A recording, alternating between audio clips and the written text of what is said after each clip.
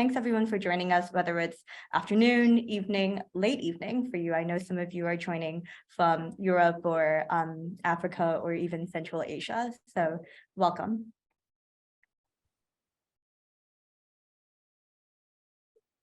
All right, so I now have the presentation on screen. Welcome everyone. This is we hope the first of a biannual series of workshops that we will be running at IDA, the Festival Strategy Workshop. We believe this is a topic that is evergreen and it gets requested quite often by documentary filmmakers. My name is Abby Sun and I am the Director of Artist Programs at IDA, the International Documentary Association. I am a Chinese American woman and I have just below shoulder length black hair. It's in a half ponytail. I'm wearing a black sweater and I'm sitting in a very, very blank white office room, which is my office at the IDA. I have a background as a festival programmer before I joined the IDA in March of this year. I also have done things such as written about festivals as a film writer and film critic. I have worked as an independent curator and still work as an independent curator. I am in early stages of developing 2 feature projects as a producer, and I've also run artist development programs for Asian American filmmakers. This festival strategy something that I have done before I joined IDA as an independent consultant, but the way that we're going to approach this is really not in a way that's attempting to advertise for services or anything like that. You'll see what we're about to do in a second. But meanwhile, joining us today, we will have our providers. Thank you to Jordan and Candace, our ASL interpreters, and to Jay, who is providing cart captioning right now. You can turn on cart captioning if you would like. Last but not least, we have Chase Whiteside, who is joining us as a guest filmmaker. He will be here providing some details about prior film projects that have, by all accounts, been extraordinarily successful on the film festival circuit afterwards. He is the co-director of the feature-length film America, and maybe we'll get to talk a little bit about the short that you also made with the same collaborator, Eric Stoll. So Chase, I don't know if there's anything you'd like to say to start. I'll just say that, so yeah, I'm Chase Whiteside. I'm a filmmaker and designer. I've worked in a lot of different capacities on films, not just as a co-director, but as well as a producer, sometimes as a titler, sometimes as a color corrector, really not above any title. So I'm really excited to be asked to do this, Abby. I think you and I have had some conversations just on the sides of festivals over the years about exactly, what we, I think, view as a strange discourse around festivals and a strange positioning of festivals in the imagination. So I'm sitting I'm in a plaid shirt. I've got short brown hair, and I'm sitting in an office that is very kind of intimately and dimly lit by a small lamp and a candle. Okay. Sorry, I'm just getting some notices that my audio is cutting in and out. I apologize for that. We will invest in a better system next time. But for now, just let me know if there's anything that needs to be repeated. I see some questions in chat. We will be taking a Q&A portion. So this is schedule of events for today. There will be a Q&A portion, and we are recording this seminar. We will, for the first hour, we will post it onto the IDA YouTube channel sometime next week, and we'll send the link to everybody who's registered for this event. There will also be resources that we will be mentioning throughout this presentation. We will also send that out and add them to the documentary.org webpage. All right. So the main thing to keep in mind, as Chase said, and Chase, thank you so much for being here. You are someone that I consider fearless and incredibly insightful when it comes to strategy in general, and also kind of an empowered mindset shift as a documentary filmmaker. So for me, the one thing that I really want to hone in on, because oftentimes the way that these seminars and festival strategy is talked about is that it's something that gatekeepers and decision makers are giving. And it's something that documentary filmmakers are asking for.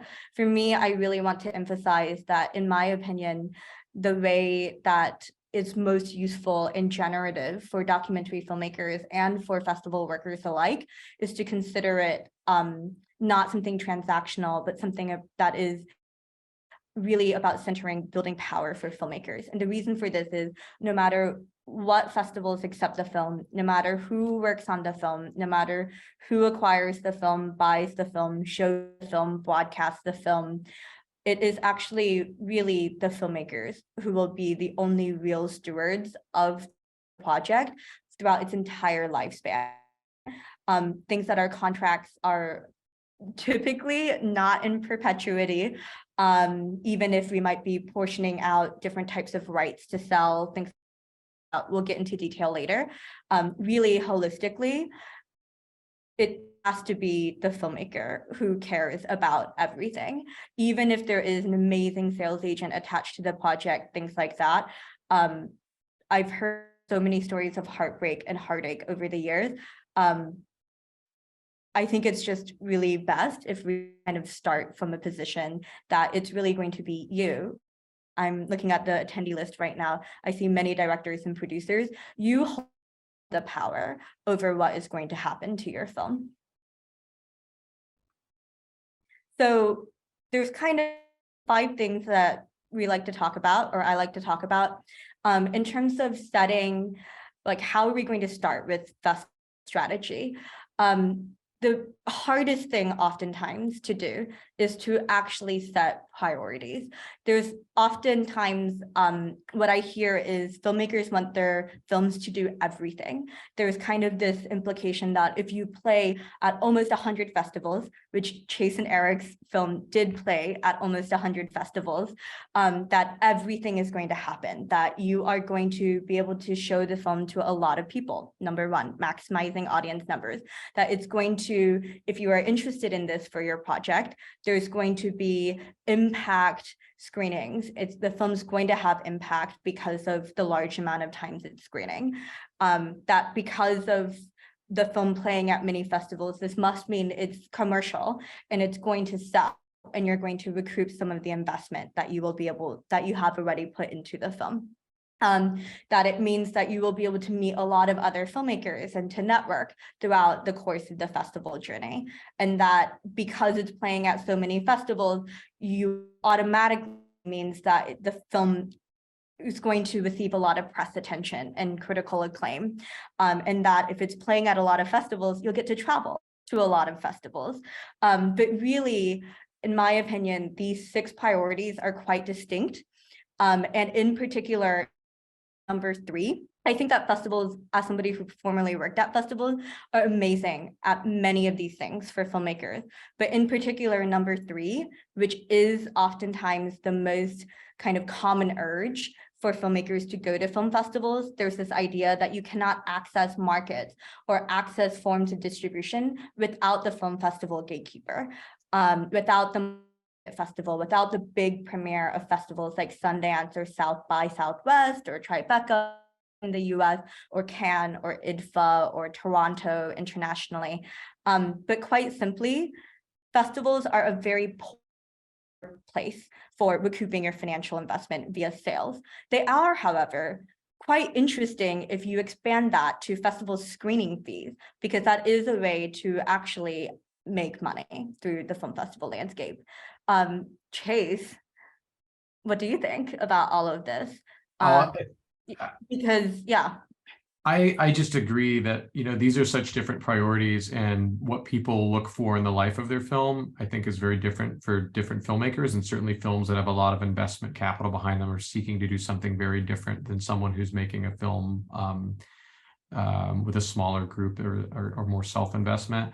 I don't think people recoup money from festivals, even for the screening fees. Like attending festivals, I mean, there's so many just expenses associated with travel and getting there and being there. And so for the most part, you're lucky if you break even oftentimes. So the desire to travel and be at in-person festivals is very different from the idea of recouping financial investments. And so I agree. I do think one of the greatest things to come from festivals specifically is the network. It is meeting other people. It's growing your community of folks who do care and will care about your projects, would work on them.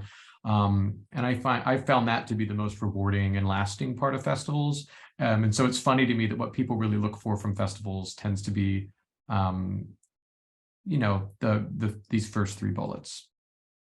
Yes. Thanks, Chase. We'll get way more into detail later about you can leverage these different aspects, but it's really clear that okay, so why should you set your priority actually?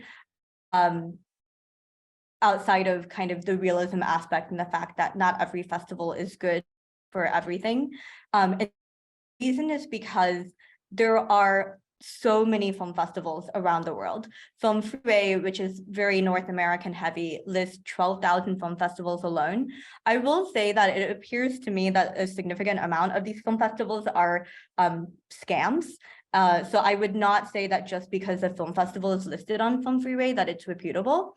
But each film festival, even the reputable ones on Film Freeway and many other festivals that are not listed on Film Freeway, has different reputation, industry, press, general audience attendance, political commitments. There are film festivals that are funded by money that some people might be considering dirty or art washing, whether that's corporate money or governmental money. They have different activities, they have different types of films they want to support. And in the last 5 years, many film festivals, especially at the top, have seen a lot of shifting mandates.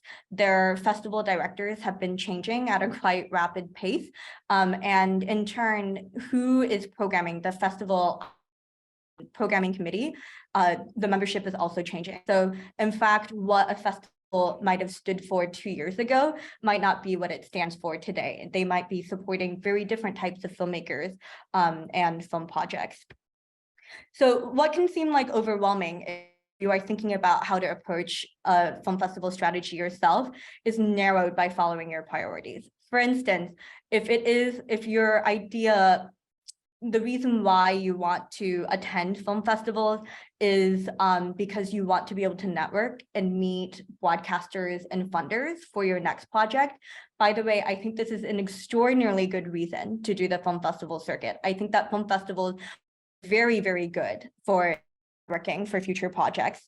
All of the top premier film festivals in the US actually do not have a market.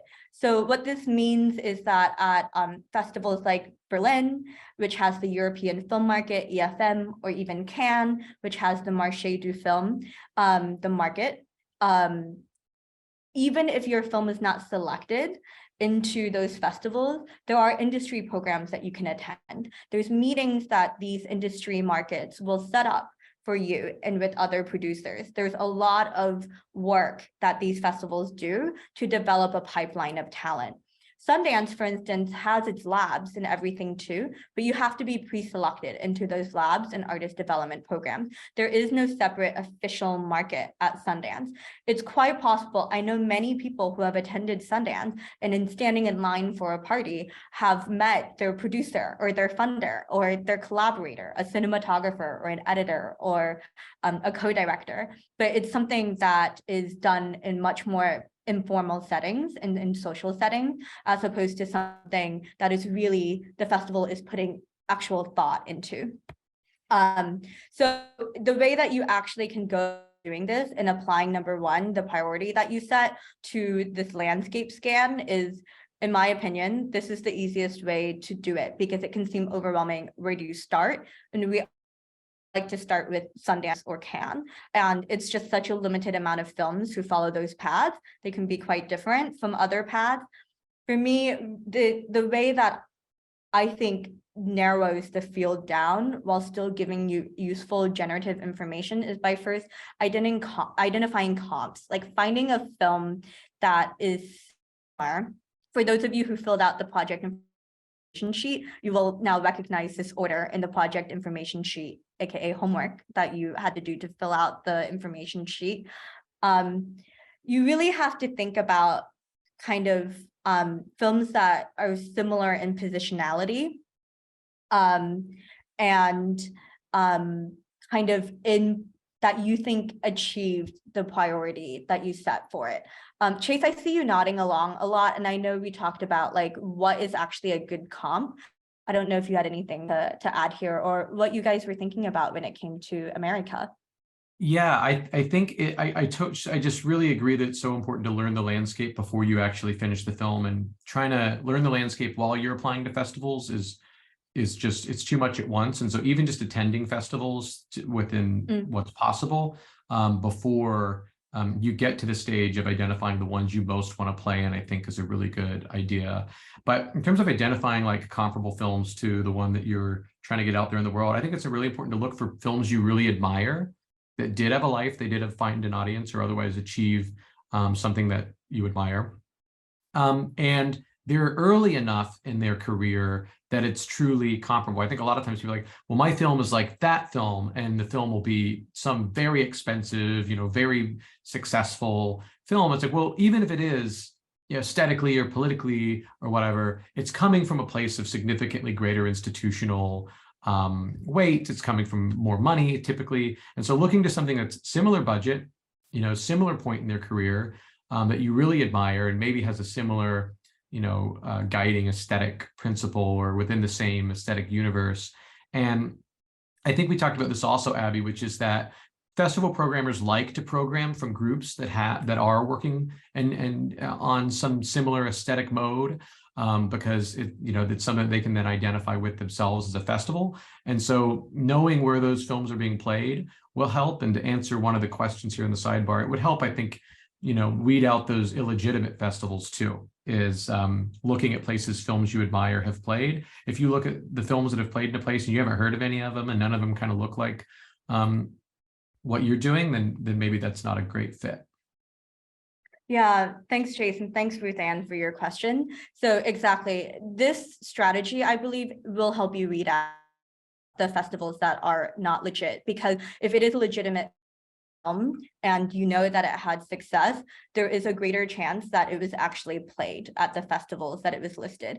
How you can find out where films play, oftentimes the film has a website and it will list all of the places that the film played.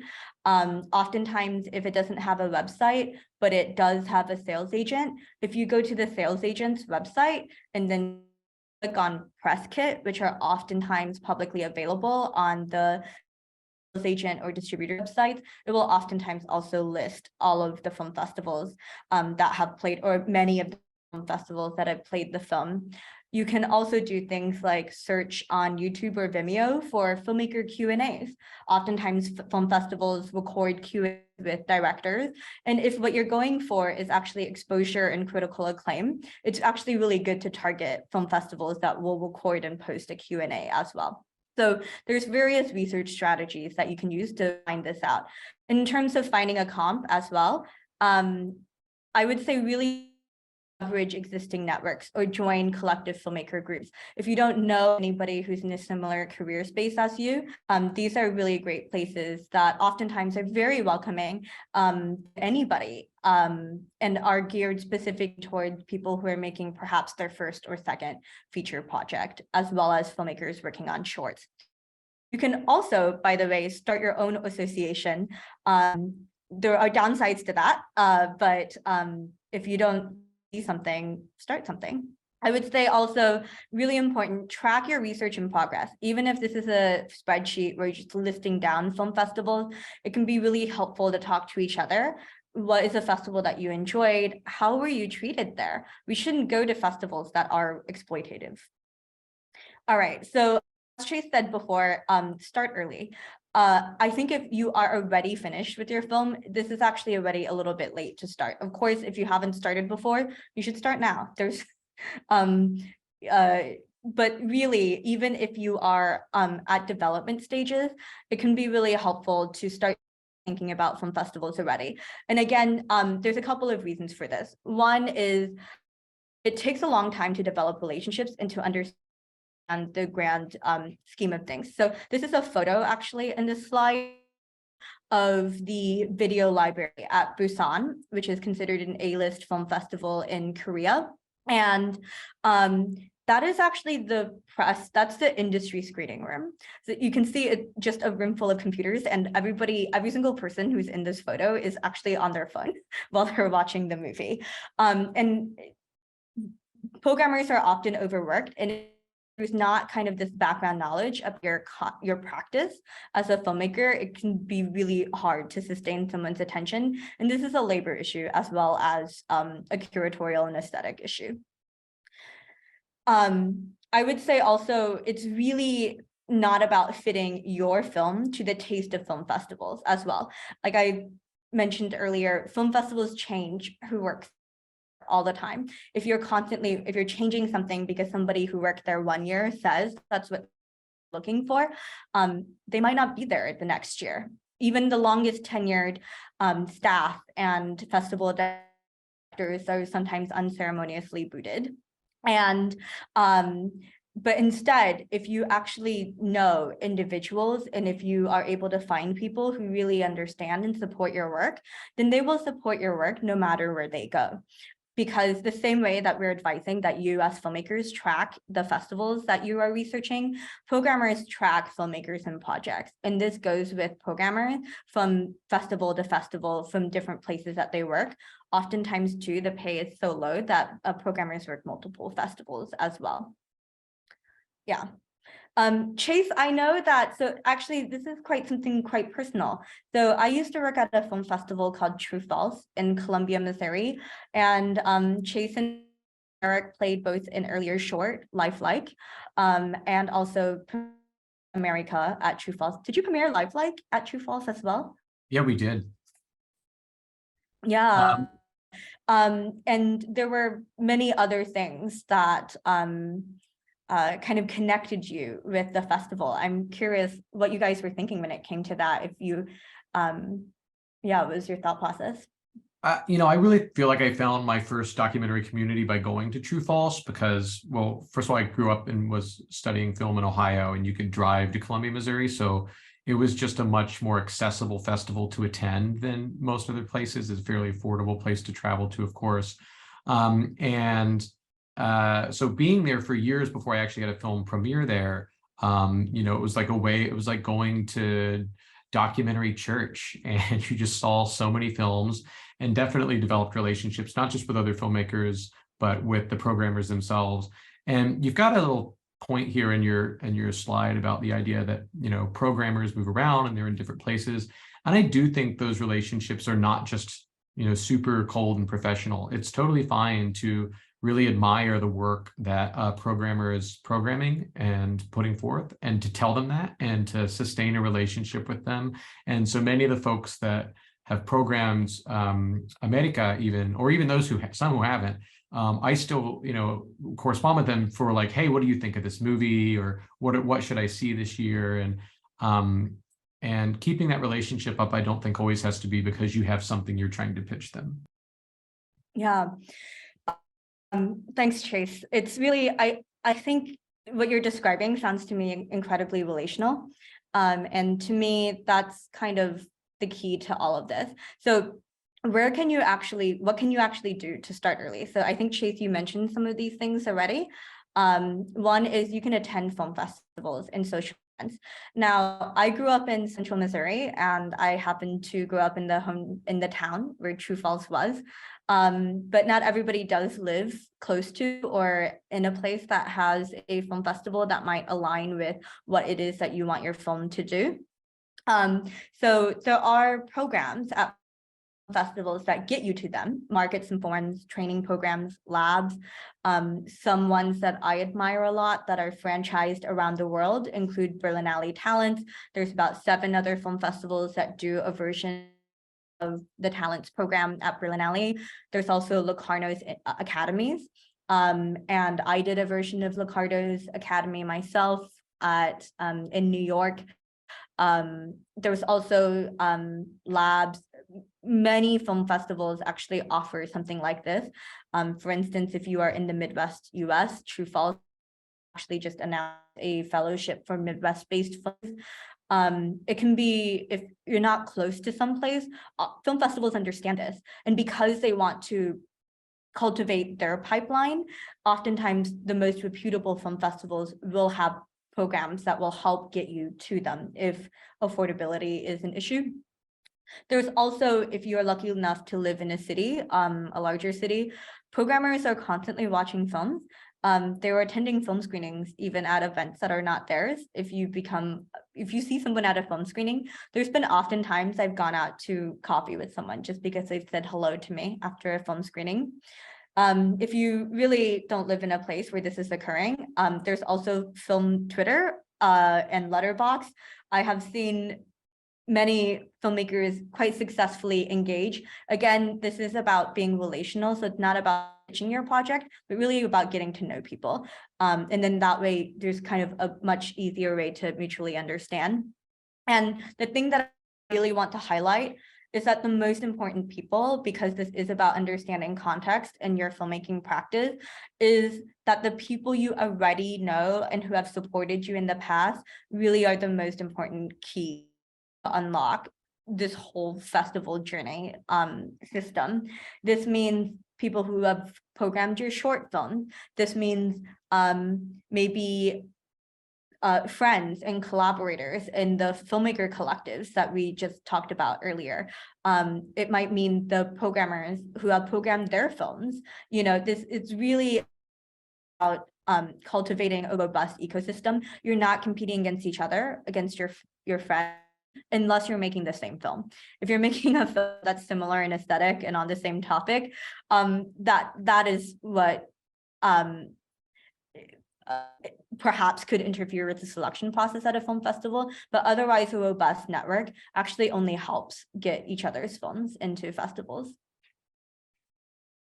I'll just add that those relationships can start really early, right? My first most important relationships were with film professors who made work as well. So yeah, thank you, Chase. That's a great point. Anybody who's gone any sort of film program, film school program anywhere in the world, those are incredibly important networks. Your classmates, your professors, visiting filmmakers who are brought in, those are all actual relationships. You would be surprised. I always give out my email address at the end of every time I visit a MFA program or even undergraduate program class taught by friends. And I think in the last 5 years, one student has reached out to me for advice on their film. And they were actually quite successful with sending the film around. Yeah, it's like people in the community are not rooting for you to fail. People are totally happy to it's like it's almost, I do think there's something opaque in the universe of festivals. The constellation maybe feels like this like very formal hierarchy where you're not supposed to reach certain people, but none of that's true, right? It's not nearly a moneyed enough universe for that to be the case. And so most everyone is just. I mean, I think that there are some bad actors in our field. Well, but yeah, generally, sure. Yeah. If somebody makes that. themselves available, they're pretty genuine about that. Yeah.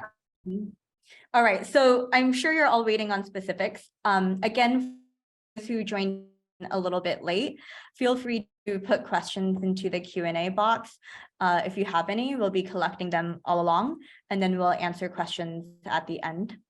So specifics, this is the part that I hope can feel really empowering. It is okay to negotiate everything. It's always okay to ask. So for instance, these are parts where I find filmmakers can often be the most hesitant. And this is why starting early makes sense. Sometimes I feel like the impression I get from people is that your project needs to be perfect until you send it to a festival. That's not necessarily true. In fact, if you're actually aiming for the premiere festivals, almost every single film that is invited to a premiere festival is still in cut stage. And it's not until films are invited that they actually book, the time in the sound mixing studio or with the color, post color, do any of that. Sometimes they are editing until the last possible minute. I can't tell you the amount. I'm pretty sure that every single screening I've seen at Sundance has started with the filmmaker saying, "We just finished this film yesterday." And so what programmers are actually watching, and this explains a lot about what's happening in the field, they're asking for potential. So the more they know about you as a filmmaker, know more about the producer, if it's a producer who's they produced before, programmed before, the less they feel like risky that the film will actually finish in time for the festival. So that's actually why context in the relationship matters. It's really about like what is actually going to be able to play at the film festival, and something is not completely polished or has problems that can be fixed. Who do we trust to maybe get it to the finish line and to finish? So fee waivers and deadline extensions, you can always ask for, by the way. And then once you're invited into festivals, what competition slot you're in, section placement. Of course, the more prestigious the festival, the less you have to be able to negotiate. But if we look at a rung under, a lot of these things are totally negotiable. Even things like, when is your film playing at a film festival? If you want to maximize the quote unquote butts and seats of the film festival screening experience, you really need to be making sure that your film is in the prime time slot, so like 7 p.m. Friday or Saturday. Now, you cannot just go to a film festival programmer demand that your film is at that slot generally, but you can make a case for it. Things like if impact is really important for your film, once you're invited to a film festival, you always make it clear you would like to do things like appear on a panel about the issues that it's about. You would like to get in touch with local nonprofits, or would like the film festival, you can ask them if they're already in touch with local nonprofits that are, or entities that are working on similar issues. You can ask about providing complimentary or discounted tickets for a priority guest, whether that's people who appear in your film, if it's in the region, or if it's maybe you want to make sure that a nonprofit that's working on this issue, that the people who are working at that organization are able to access the film. So again, this is why number one is so important to me in terms of setting your priority, because it really informs what it is you do down the line. If, for instance, making money back in screening fees is important, I see that there's a question in the Q&A. How many films actually make money from screening fees? The general rule of thumb is that if you submit to a film festival, and this is totally bad, but the rule of thumb is if you submit to a film festival, generally the festival is not going to pay a screening fee. If they invite you, then you can ask for a screening fee or for paid travel. Usually it's one or the other. However, most of the time, all of these festivals, there's not a blanket screening fee that is offered.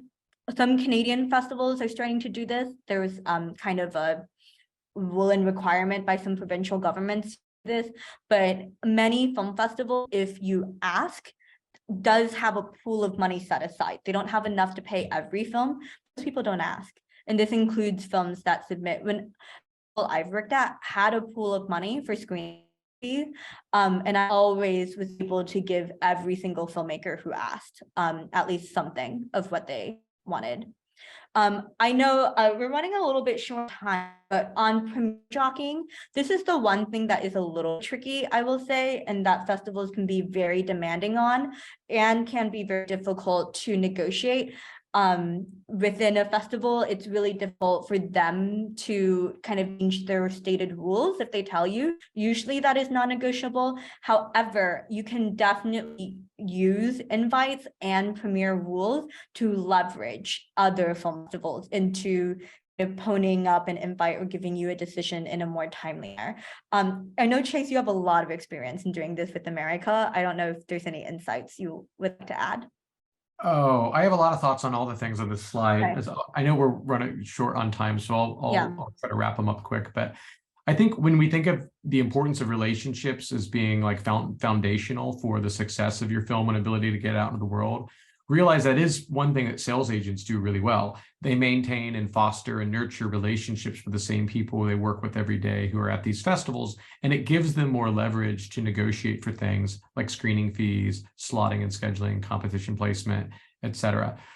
But the best thing you can do, because you are the only one who's going to care about your film as much as, you're the only one who really is going to care about your film and life of your film, is ask. So many times when we asked for a screening fee, they gave it to us. So many times when we asked for a waiver to submit a film, they gave it to us. But there was nothing indicating that that was possible.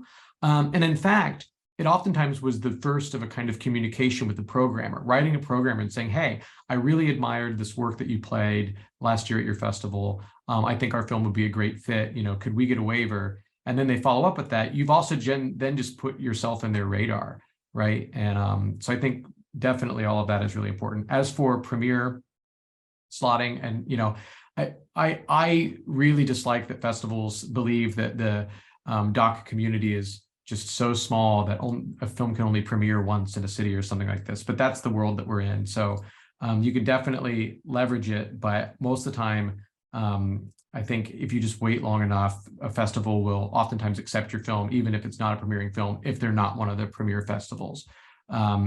So it's fine to just keep following up and asking them, like, we really want to play your festival. There's a couple of festivals we really wanted to play. We just kept telling them we really wanted to play their festival, and sometimes it would work. Yeah. So thank you, Chase. This is a really great point about the even things that seem it can be kind of not okay to ask, that can actually be the start of the correspondence. So I have here on screen now 2 examples from my own work as a director and producer.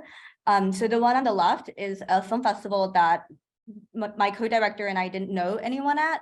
And so we literally just sent to the general submissions email address on the website, hi there, and that we would like to submit to the festival. We had done this film on no money, our own money, a short film, and we would ask for a waiver. And we tracked progress. We asked for waivers because we had nothing budgeted for screening fees. We asked for waivers from about 80 film festivals, and around 50% of them, and this includes festivals in the US and around the world, around 50% of us either a significant discount, around 50%, or gave us full waiver, and sometimes a full waiver plus extension as well. And this included both people who we knew and had played our films before, but also like this example on the left, that was just blind email, and we did in fact receive